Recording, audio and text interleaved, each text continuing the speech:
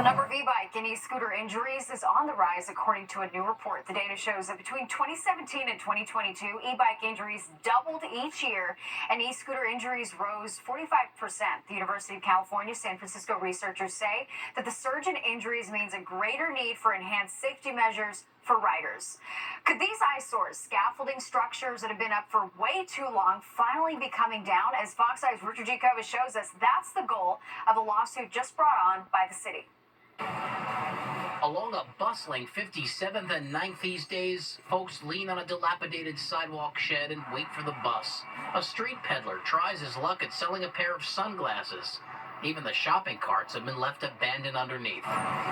Bit of an eyesore. It's just been like this for so long, so hopefully something can be done about it. An eyesore for what seems like forever, but if you turn back the clock to the late 1800s, hidden behind this scaffolding is the Windermere, one of the oldest known apartment buildings in New York City. An architectural heirloom, if you will. But after decades of crumbling facades and this long neglected shed, the city says enough is enough. When you don't hear back from someone who owns a property this large, this storied, this important in this neighborhood, yeah, Supreme Court's the way it has to go. The Department of Buildings has filed a lawsuit against Windermere Properties and its landlord, claiming this property is riddled with hundreds of code violations, neglected for well over a decade, with that sidewalk shed encompassing almost an entire city block.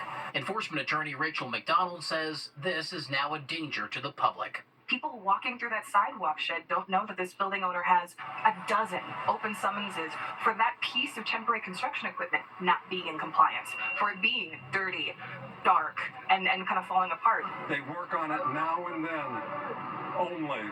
Alan Grauvard has lived in this neighborhood long enough to remember the good old days of the Windermere, but now he's part of a growing group of residents who say they're fed up looking at these big green pieces of wood defaced with graffiti. Well, it's ugly. Look at it. And just like that, as of early this afternoon, about a half a dozen workers arrived here, and it looks like they've begun the long, tedious process of finally taking down this sidewalk shed.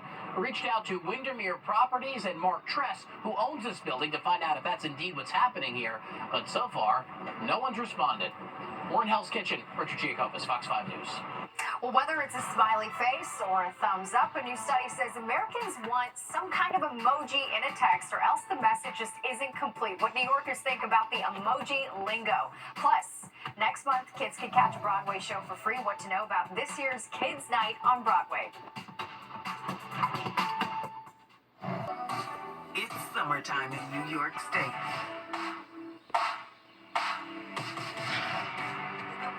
Time to get away.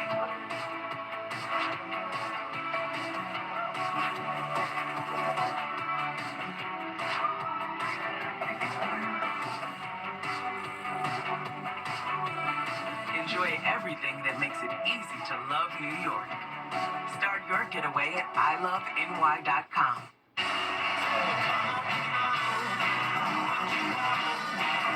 Get into an Audi and go your own way. Find your way to exceptional offers during the Summer of Audi sales event at your local Audi dealer. Something about small towns. You have to be who you are. From Carl Holmberg, Chief of Police.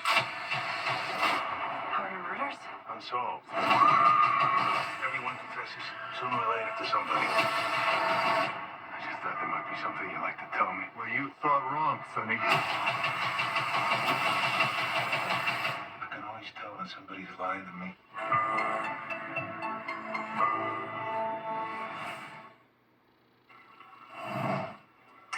Modern age of technology has given the world a new problem. Do I send that text with or without an emoji? Well, a new survey says 4 in 10 Americans think a text feels naked without some sort of icon. Fox Eye's Kettle Green takes this to the streets to learn what New Yorkers have to say. Last year, we learned there's a way to determine someone's age by how they type out a text. Most younger texters use both thumbs, but the older generation tends to peck away with the index finger.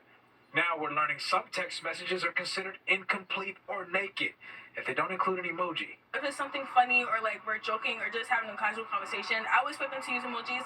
A survey by Talker Research polling 2,000 Americans 21 and older found 4 in 10 people consider text messages without emojis naked. Samuel agrees.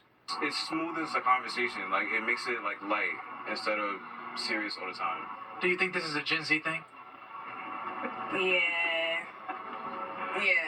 And well, it is. 70% of Gen Zers agreed. Text messages needed to include emojis. But some admit they don't think like their peers. If you're giving me like a one-word answer, that's all I consider like dry or incomplete. It is an accepted part of communication. Clinical psychologist Dr. Jeffrey Gardier. For some people, there is the pressure to have to use them.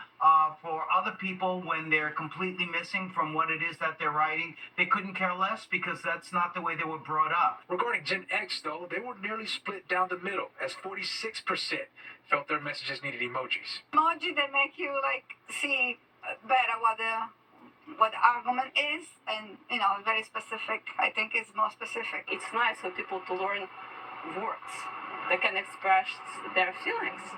Kendall Green, Fox 5 News. All right, let's get a check of the forecast now with Nick. Beautiful. All right, Nick, thank you. Kids Night on Broadway is set to return on August 20th with 19 participating shows. The Broadway League program allows kids under 18 to attend Broadway shows for free when accompanied by a paying adult. Shows participating in the program include favorites like Wicked, Aladdin, The Lion King, Chicago, and Harry Potter and the Cursed Child. If you're thinking it's time to retire, where do you picture the place you're going to call home? If you answer somewhere in the tri-state area, a new study says you should think again. The rankings for the best places to retire.